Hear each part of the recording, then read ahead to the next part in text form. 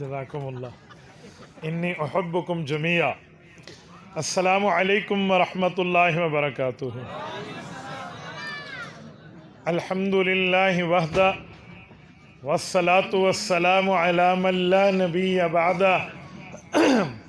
अम्मा बअदु फ़अऊज़ु बिल्लाहि मिनश शैतानिर रजीम। बिस्मिल्लाहिर रहमानिर रहीम। इन्नमा यख्शल्लाह मिन इबादिहिल उलमा। अन उमर इब्नुल ख़त्ताब रज़ियल्लाहु तआला अन्हु क़ाल क़ाल रसूलुल्लाह सल्लल्लाहु अलैहि वसल्लम इन्नमा शिफ़ाउल अय्यिस सुआल। रवाहुल इमामुल हुम्माम अबू दाऊद फ़ी सुननिही। अल्लाहुम्मा सल्लि अला मुहम्मद व अला आलि मुहम्मद कमा बारकत अला इब्राहीम व अला आलि इब्राहीम इन्नका हमीदुम मजीद। अल्लाहुम्मा बारिक अला मुहम्मद व अला आलि मुहम्मद कमा बारकत अला इब्राहीम व अला आलि इब्राहीम इन्नका हमीदुम मजीद। या इलाही आज तू सिद्दीक सा ईमान दे। या इलाही आज तू सिद्दीक सा ईमान दे। आँख दे और उसवा-ए फ़ारूक की पहचान दे। कर मुबर्रा ऐब से और इफ़्फ़त उस्मान दे।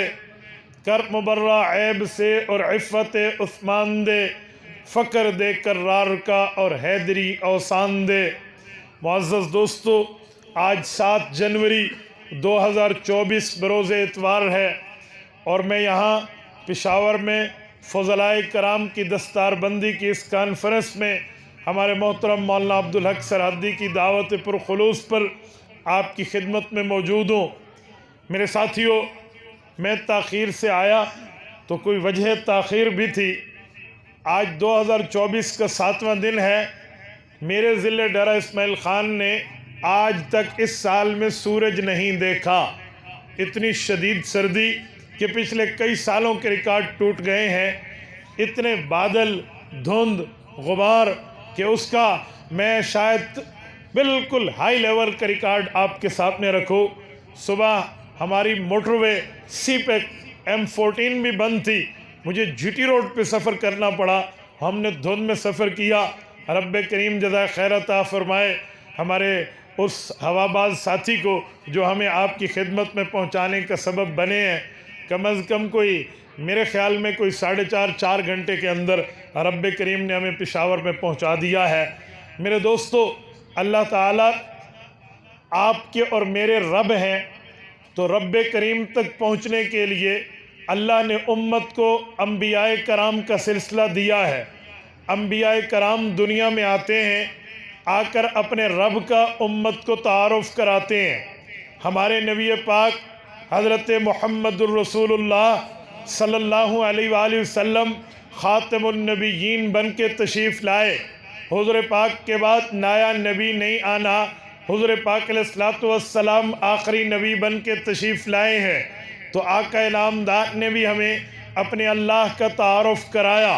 याद रखें, एक आप और हम हैं, एक हमारा रब है। हम दुनिया में रह के जितना भी चाहें कि अपने रब को देखें, हमारी ये आँखें ज़ाहिर में अल्लाह को नहीं देख सकती। हम जितना भी चाहें कि हमारे कान डायरेक्ट अल्लाह की बात सुने, तो दुनिया में रह के डायरेक्ट हमारे कान अल्लाह की बात नहीं सुन सकते, क्योंकि अल्लाह के कुरान का ऐलान है, ला तुद्रिकुहुल अबसार व हुवा युद्रिकुल अबसार व हुवल लतीफ़ुल ख़बीर।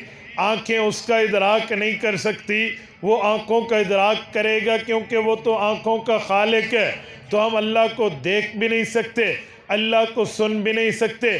फिर वो उस दरमियान में वास्ता चाहिए, बरीज चाहिए, پل چاہیے، ذریعہ چاہیے جس کے ذریعے ہم تک اللہ کی بات پہنچے، جس کے ذریعے ہم اللہ کی بات کی لکھی ہوئی دیکھیں بھی، اللہ کی بات کو اپنے کان سے سنیں بھی۔ وہ اللہ تعالیٰ نے انبیاء کا سلسلہ بھیجا ہے۔ سورت نمبر 4 سورت نساء آیت نمبر 64 رب کریم فرماتے ہیں وَمَا أَرْسَلْنَا مِن رَسُولٍ إِلَّا لِيُطَاعَ بِإِذْنِ اللَّهِ، فرمایا رسول کے بھیجنے کی ڈیوٹی یہ ہے وہ امت کو جا کر بتائے کہ میں اللہ کا اذن لے کر آیا، اللہ کا حکم لے کر آیا، اللہ کی پرمیشن لے کر آیا، اللہ کی اجازت لے کر آیا اور آپ تک رب کی بات پہنچانے آیا ہوں۔ ہمارے نبی نے اپنے اللہ کو دیکھا بھی ہے، ہمارے نبی نے اللہ کی بات سنی بھی ہے، تو نبی درمیان میں واسطہ ہے۔ نبی اللہ سے سنتے ہیں، امت کو سناتے ہیں، نبی اللہ کو دیکھتے ہیں، امت کو بتلاتے ہیں۔ ہم نے نبی کو سننا بھی ہے، ہم نے ہماری امت کے اول طبقے نبی کو دیکھا بھی ہے، تو نبی درمیان میں واسطہ ہے۔ نبی بذریعہ پل، بذریعہ برج ہم تک اللہ کی بات پہنچاتا ہے۔ اس سے ایک بات سامنے آئی کہ اگر آج مخلوق خالق تک پہنچے گی، مملوک مالک تک پہنچیں گے، مرزوق رزاق تک پہنچیں گے، تو واسطہ محمد الرسول اللہ ہے۔ ہم اسی واسطے پہ چل کے اپنے خالق و مالک تک پہنچ سکتے ہیں۔ یہ جب ہم پیغمبر علیہ السلام کے راستے کو اختیار کر کے اللہ تک پہنچتے ہیں، میرے ساتھیوں یاد رکھنا نبی پاک صلی اللہ علیہ وآلہ وسلم کے صحابہ کرام شاگرد تھے۔ اللہ کے رسول نے اپنے شاگردوں کو اکٹھا کیا۔ رسالت مآب علیہ السلام نے ٹیم ورک کیا ہے، پیپر ورک کیا ہے، گراؤنڈ ورک کیا ہے، ہوم ورک کیا ہے امت بنانے کے لیے۔ جب پیغمبر علیہ السلام نے یہ تمام ورک کیے ہیں، پھر صحابہ کرام کو علوم دیے ہیں، صحابہ کو فیوز دیے ہیں، تو پیغمبر کے صحابہ صاحب الفضیلت بھی ہیں اور صاحبان اہل بھی ہیں، صاحب اہلیت بھی ہیں۔ انہوں نے نبی سے دین کو سیکھا، دنیا تک پہنچایا ہے۔ اللہ کا قرآن کہتا ہے وَقَانُوا أَحَقَّ بِهَا بَأَهْلَهَا، رسول اللہ کے صحابہ حقدار بھی علم کے تھے، حضور پاک کے صحابہ اہلیت بھی رکھتے تھے۔ حضور پاک نے صحابہ کو پڑھایا، صحابہ نے امت کو بتایا۔ اللہ کا قرآن کہتا ہے رسول اللہ کے صحابہ کا کام کیا ہے؟ رب کریم نے فرمایا وَلَيُمَكِّنَنَّ لَهُمْ دِينَهُمُ الَّذِي ارْتَضَىٰ لَهُمْ وَلَيُبَدِّلَنَّهُمْ مِنْ بَعْدِ خَوْفِهِمْ أَمْنًا۔ صحابہ کا کام یہ ہے، انہوں نے نبی سے پڑھا ہے، امت کو پڑھانا ہے، نبی سے سمجھا ہے، امت کو سمجھانا ہے، نبی سے دین کے بہراور بنے ہیں، امت کو بہراور بنائیں گے اور اپنے ادوار حکومتوں میں اس دین کو مضبوط بھی کریں گے، پڑھائیں گے، سمجھائیں گے، امت کو لکھوائیں گے، امت کو بہراور کریں گے۔ پتہ چلا اللہ نے دین اتارا ہے، نبی نے دین مکمل کیا ہے، صحابہ نے دین پڑھا کے امت کو بھیجا ہے۔ اب جب دین اتر بھی آیا، دین مکمل بھی ہوا، دین پڑھ بھی لیا گیا، اب ضرورت تھی مکمل دین لکھنے کی، ضرورت تھی مکمل دین کی تحریر کی، ضرورت تھی مکمل دین کی رائٹنگ کی کہ دین مکمل کیا جائے۔ تو تنزیل اللہ نے کی، تکمیل محمد الرسول اللہ نے کی اور تمکین مضبوطی حضور کے صحابہ نے کی۔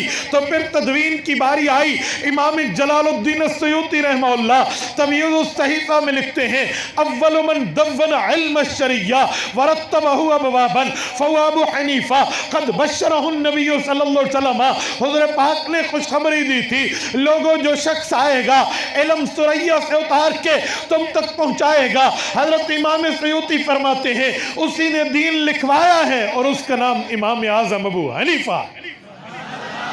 آج فضلاء کی کانفرنس میں آپ اور ہم بیٹھے ہیں تو جو ان کے سینے میں علم آیا ہے، ان کے تقوی اور طہارت و فضل آیا ہے، ان میں پڑھنے پڑھانے کی اہلیت آئی ہے، ان میں سمجھنے سمجھانے کا فیض آیا ہے، انہیں بتلانے اور بتانے کا ترتیب کا معاملہ پہنچا ہے، وہ اتارا اللہ نے ہے، مکمل رسول اللہ نے کیا ہے، مضبوط صحابہ نے کیا ہے، لکھوایا ابو حنیفہ نے۔ تو جب ہمارے پاس دین اس ترتیب پر فضلاء کے ذریعے، علماء کے ذریعے، اتقیاء کے ذریعے، اصفیاء کے ذریعے، اولیاء کے ذریعے ترتیب دین ہم تک پہنچی ہے، تو انشاءاللہ تعالی آج ہم عہد کرتے ہیں، یہ عزم رکھتے ہیں، یہ ارادہ رکھتے ہیں کہ جو دین ہم تک پہنچا ہے، جو شریعت ہم تک پہنچی ہے، جو مذہب ہم تک پہنچا ہے، جو دین اللہ کے نبی کے صحابہ تابعین تبع تابعین اتباع تابعین کے ذریعے ہم تک آیا، ہم انشاءاللہ اپنی جان بھی لگائیں گے، مال بھی لگائیں گے، اولاد بھی لگائیں گے، اوقات بھی لگائیں گے، اموال بھی لگائیں گے، صلاحیت بھی لگائیں گے، اور اس دین کو انشاءاللہ اگلی نسلوں تک پہنچائیں گے۔ میرے دوستو، چراغ سے چراغ جلتا ہے، ایک فیض سے دوسرے کو فیض ملتا ہے۔ آج یہ فضلاء بیٹھے ہیں، انہوں نے جو پڑھا ہے، جن کے سر پہ دستار فضیلت سجی ہے، جنہوں نے 8 سال مدرسے کو دیے ہیں، یہ وہ خوش قسمت لوگ ہیں جن کے سینے کو اللہ نے اپنے قرآن کے لیے منتخب کیا، جن کے سینے کو نبی کے فرمان کے لیے منتخب کیا، اور جن کے سینے کو رب کے دین کے لیے انتخاب کیا گیا ہے۔ لوگوں، میرے پاک پیغمبر نے دین پڑھنے پڑھانے والے کو یوں دعا دی ہے، رسول اللہ فرماتے ہیں، نظر اللہ ممران سمع مقالتی فحفظها ووعاها واداها کما سمع۔ فرمایا اللہ میرے اس امتی کے چہرے کو تر و تازہ رکھنا، میرے اس امتی کی زندگی کو خوشگوار و خوش نصیب و خوش بخت رکھنا۔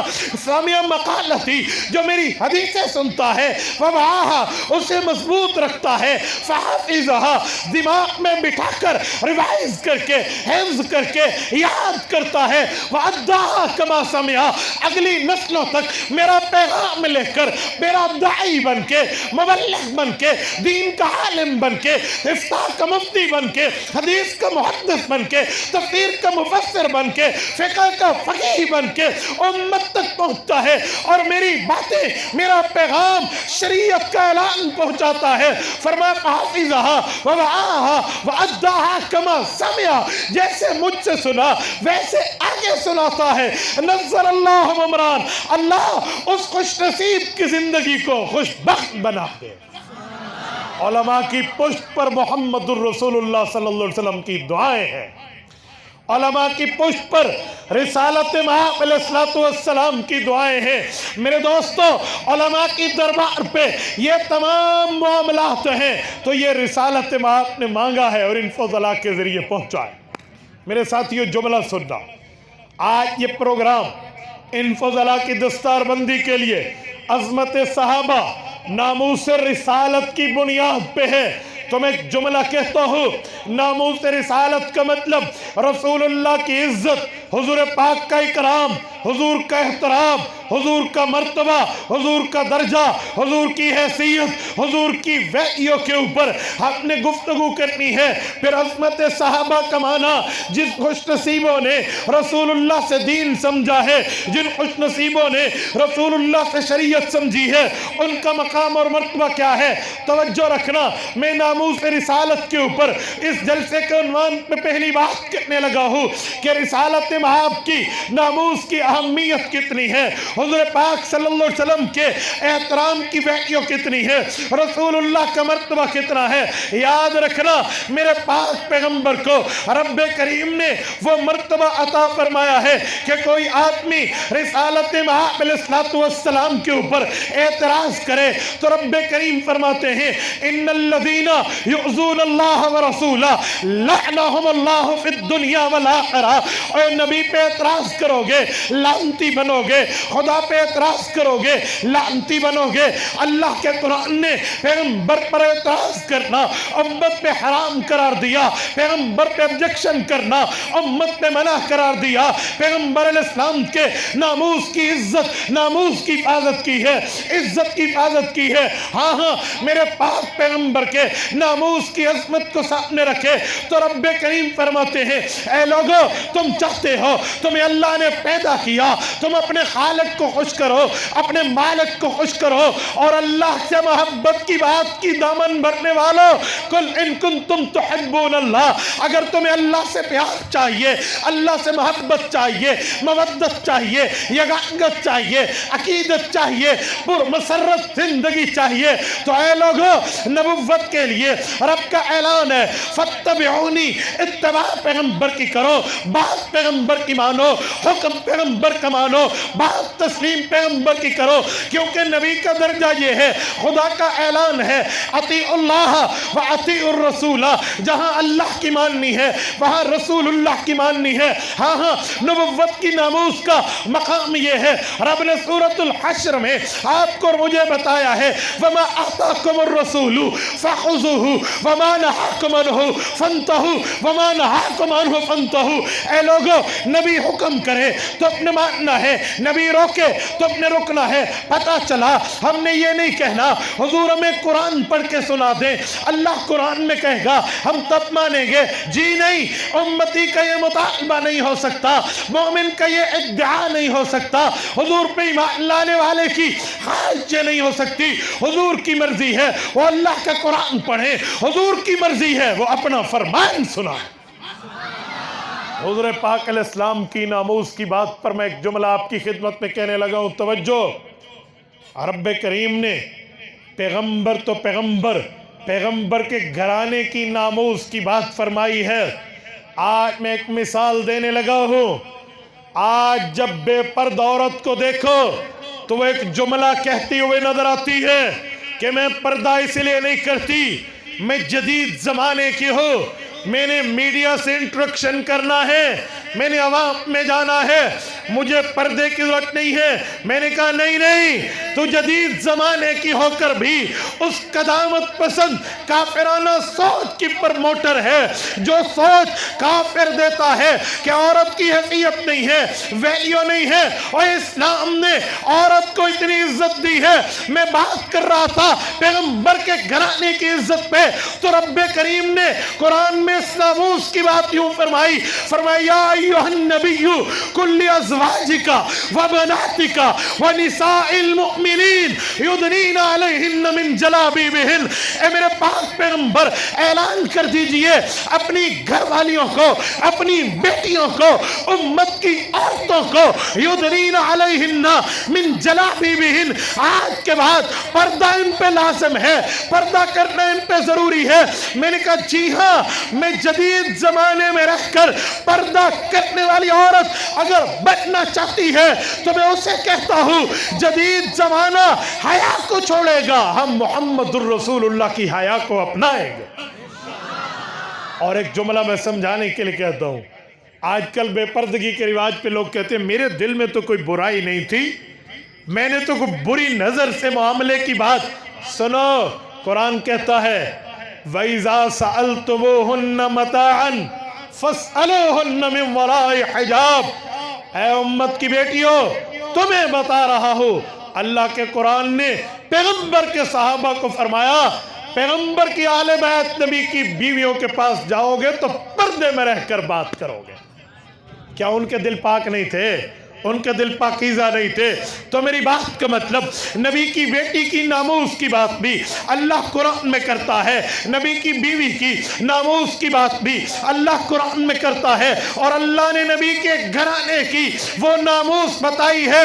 22 پارے کے پہلے صفحے پہ رب نے فرمایا یا نساء النبی لستن کاحد من النساء ان اتقیتن فلا تخضعن بالقول فیطمع الذی فی قلبہ مرض وقلن قولا معروفا.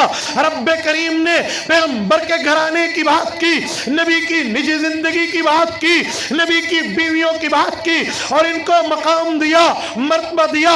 پشاور کے روشن ضمیروں توجہ رکھنا, رب فرماتے ہیں لستن کاحد من النساء, اس دھرتی پہ کوئی عورت نہیں ہے جو آپ کے رتبے کو پہنچے, اس دھرتی پہ کوئی عورت نہیں ہے جو آپ کے مرتبے کو پہنچے. اس دھرتی پہ کوئی خاتون نہیں ہے جو آپ کے مرتبے کو پہنچے۔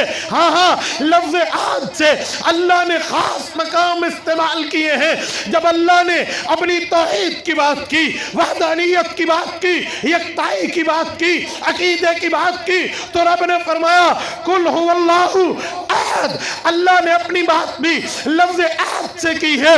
اللہ تعالیٰ نے نبوت کے معاملے میں ابو بکر کی بات کی کہ ابو بکر مال لگاتا ہے تو کسی کے دکھلاوے کے لیے نہیں، وہاں بھی فرمایا وما، اللہ نے فرمایا وما لأحد عنده من نعمت تجزا، ادھر بھی لفظ عہد سے نفی کی ہے۔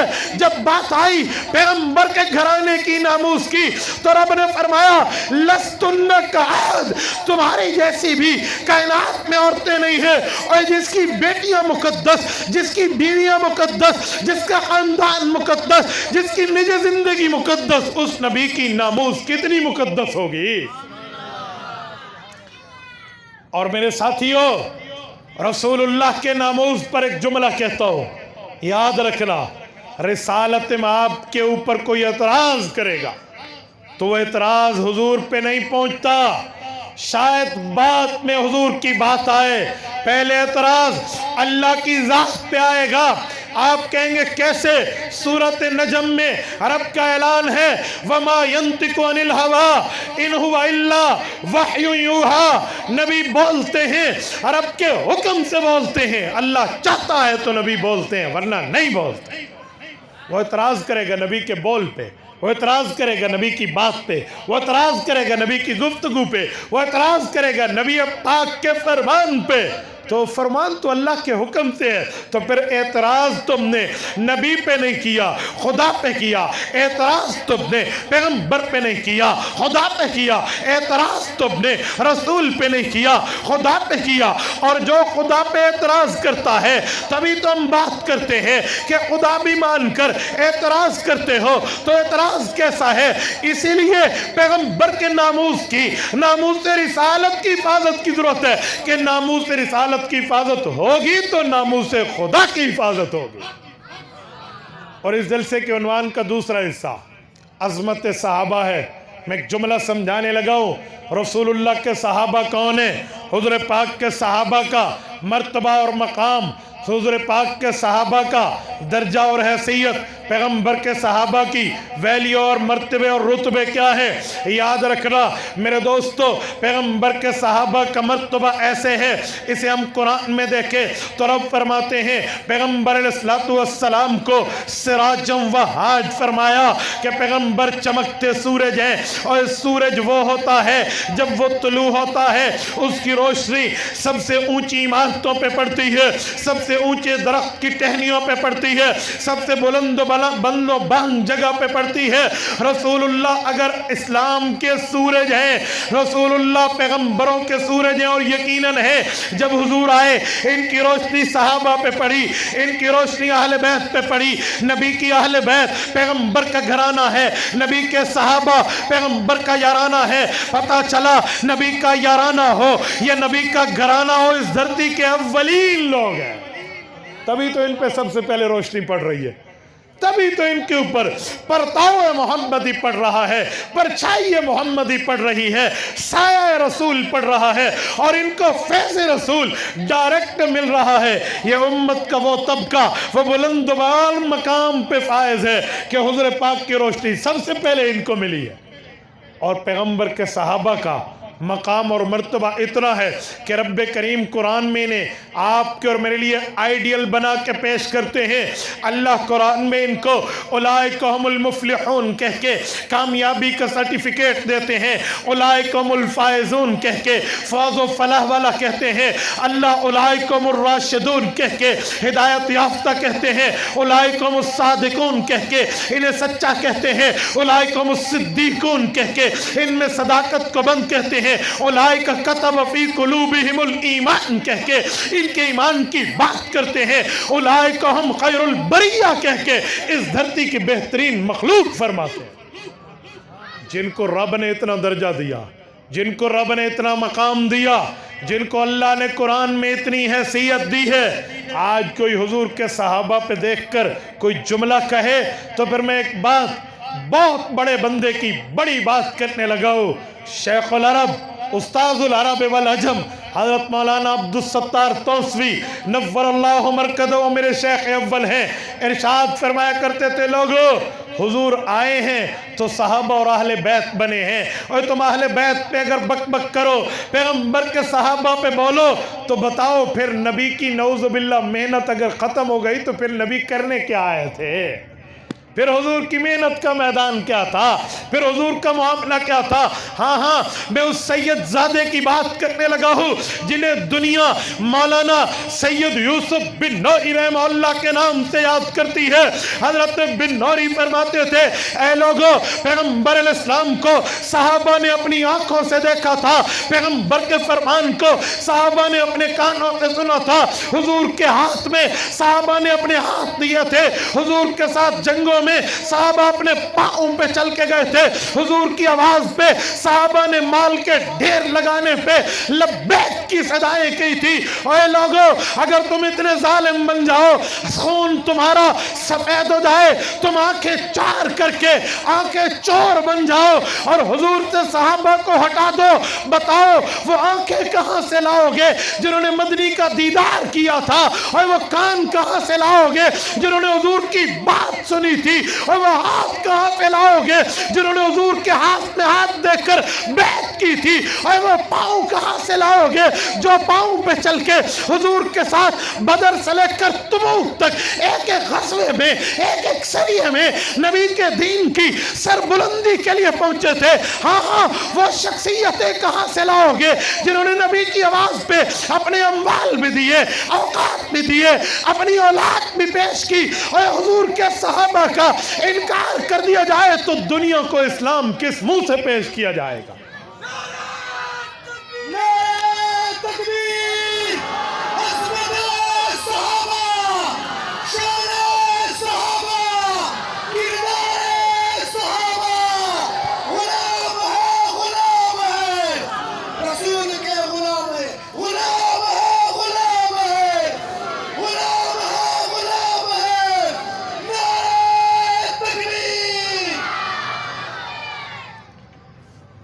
کچھ عرصہ قبل ہمارے ملک میں ایک اتفاقی پیغام بنانے کا ایک محفل کا انعقاد ہوا ایوان صدر میں، اور وہاں پر تمام مکاتب فکر موجود تھے، ان کی قیادت موجود تھی، بڑے بڑے سیاسی زعماء لیڈران موجود تھے، رؤساء موجود تھے۔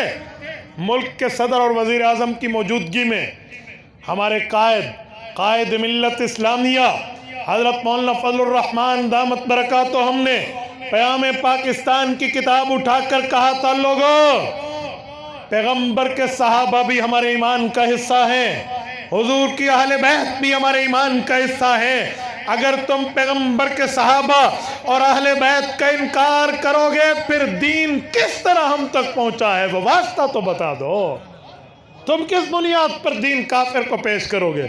کہ حضور ہمیں قرآن دے کر گئے ہیں، حضور ہمیں فرمان دے کر گئے ہیں، احکام شریعت دے کر گئے ہیں، جب واسطہ ہی ناقابل اعتبار رہا تو پھر دین پہنچے گا کیسے؟ میں اسی پر حاشیہ لگاتے ہوئے حضرت قائد کی بات کو آگے بڑھاتے ہوئے ایک جملہ کہتا ہوں، پورا دین تو بڑی بات ہے، قائد محترم آپ بڑے ہیں، آپ نے بڑا جملہ فرمایا، میں اپنی بات کرتا ہوں، صبح کی 4 رکعتیں، 2 فرض اور 2 سنتیں، سنت کی 2 رکعتیں پہلی اور دوسری، اور 2 رکعتوں میں 4 سجدے، 2 پہلی میں 2 دوسری میں، اور 4 سجدوں میں ایک ایک سجدے کے اندر 3 مرتبہ سبحان ربی الاعلی، یہ 3 چوک 12، اور 12 تو بڑی بات، 11 ایک طرف، ایک تسبیح بھی اگر ثابت کرو کہ یہ حضور سے آئی ہے بغیر صحابہ اور اہل بیت کے یہ ایک تسبیح ثابت نہیں ہو سکتی، پوری نماز کہاں، پورا دین کہاں، ایک تسبیح ثابت نہیں ہو پائے گی۔ کس بنیاد پر ہم پیغمبر کے صحابہ کا انکار کریں؟ کس بنیاد پر انکار کیا جائے؟ جی نہیں، ان بنیادوں پہ انکار نہیں کیا جا سکتا، اس بنیاد پہ ہم کہتے ہیں اے لوگو اسلام ماں اطاعت خلفاء راشدین، ایمان ماں محبت آل محمد، ہم خلافت راشدہ کو بھی مانتے ہیں، نبی کی آل بیت کو بھی مانتے ہیں، حضور کے گھرانے کو بھی مانتے ہیں، حضور کے یارانے کو بھی مانتے ہیں۔ تو میرے دوستو یہ فضلا بیٹھے ہیں اسی دین کو لے کر، اسی مذہب کو لے کر، اسی قرآن کو لے کر، اسی شریعت کو لے کر جو اللہ نے نبی کو، نبی نے صحابہ کو، صحابہ نے امام ابو حنیفہ کو، اور اس کے واسطے سے ہم تک پہنچا ہے۔ آج ہمیں چاہیے ہم اپنی اولادوں کو عالم بھی بنائیں، اپنی اولادوں کو حافظ بھی بنائیں، اپنی اولادوں کو قاری بھی بنائیں، تاکہ ہمیں پتہ چلے اللہ قرآن میں، نبی فرمان میں ہمیں کیا پیغام دے کر گئے۔ اور میرے ساتھیوں، میں ایک بات سمجھانے کے طور پہ آپ کی خدمت میں جملہ کہنے لگا ہوں، اپنی اولادوں کو عالم اور حافظ بناؤ، یہ نہ سمجھو کہ مولوی بن گیا تو کھائے گا کہاں سے۔ لوگ کہتے ہیں مولوی بن گیا کہاں سے کھائے گا؟ میں نے کہا جتنا کھائے گا عزت سے کھائے گا، جتنا ہی کھائے گا عزت سے کھائے گا۔ اور سنو، ان کی عزتیں اتنی ہیں، انہوں نے وہ علوم پڑھے ہیں کہ کوئی اپنے گھر میں برکت کروانا چاہے، رحمت اللہ کی بلانا چاہے تو بڑی معذرت سے کہتا ہوں، وہ یہ نہیں کہتا پرنسپل صاحب کو بلا لو، وہ یہ نہیں کہتا جج صاحب کو بلا لیں، وکیل صاحب کو بلا لیں، کسی ڈاکٹر صاحب کو، کسی انجینئر کو بلا لیں، جی نہیں، وہ کہتے جی حافظ کو بلا لیں، عالم کو بلا لیں۔ تو دنیا تو یوں انہیں سلام کرے گی، دنیا میں بھی عزتیں ہوں گی، آخرت میں بھی عزتیں ہوں گی۔ اور میرے ساتھیوں، جتنے میرے یہ جملہ علماء کرام موجود ہیں، ان کی بھائی عبدالحق کے واسطے سے مجھ تک درخواست آئی ہے اجازت حدیث کی، میں حدیث پاک ان کی خدمت میں پیش کرنے لگا ہوں تاکہ رسالت مآب علیہ السلام کی حدیث کی اجازت میں انہیں دوں، لیکن 2-3 شرائط کے ساتھ بات کرتا ہوں۔ سب سے پہلے اس دھرتی پر علماء احناف، علماء دیوبند کو میں اہل حق سمجھتا ہوں 100%۔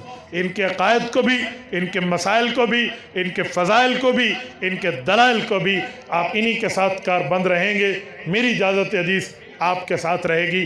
اس کے علاوہ میں کوئی باقیوں پہ کفر کے فتوے نہیں لگا رہا، لیکن میں اپنی بات کر رہا ہوں، جنہیں میں حق سمجھتا ہوں، حق کی بات کرتا ہوں۔ انہی عقائد و نظریات پہ آپ کو میری طرف سے اجازت حدیث ہے۔ مجھے میرے شیخ حضرت مولانا شریف اللہ مولویانوی رحمۃ اللہ تعالیٰ علیہ سے اجازت حدیث ہے، جن کو 16 واسطے سے رسالت مآب علیہ السلام کی حدیث امام بخاری تک جاتی ہے۔ اس دھرتی پہ سب سے پرانی اور سب سے مختصر اور سب سے عالی سندات ہیں تو ہمارے شیخ مولانا شریف اللہ رحمہ اللہ رحیمیہ خان جامعہ شمس العلوم تفسیریہ والے، ان کی بھی ہے۔ ان کے لیے کہا جاتا ہے وہ الشیخ الفاضل الاجل من ینتہی الیہ علو الاسناد فی ھذا الزمان، اس زبان میں جن تک علو اسناد جاتی ہے وہ ثلاثیات الامام الہمام البخاری کی اجازت ہے، وہ اجازت اس دھرتی کی سلسلۃ الذہب مانی جاتی ہے، وہ اجازت میں آپ کی خدمت میں رکھتا ہوں۔ اللہ تعالیٰ آپ کو بھی اس کی برکت عطا فرمائے، اللہ ہم سب کو برکت عطا فرمائے۔ اقول قولی ھذا واستغفر اللہ وآخر دعوانا ان الحمد للہ رب العالمین۔ ٹھیک ہے۔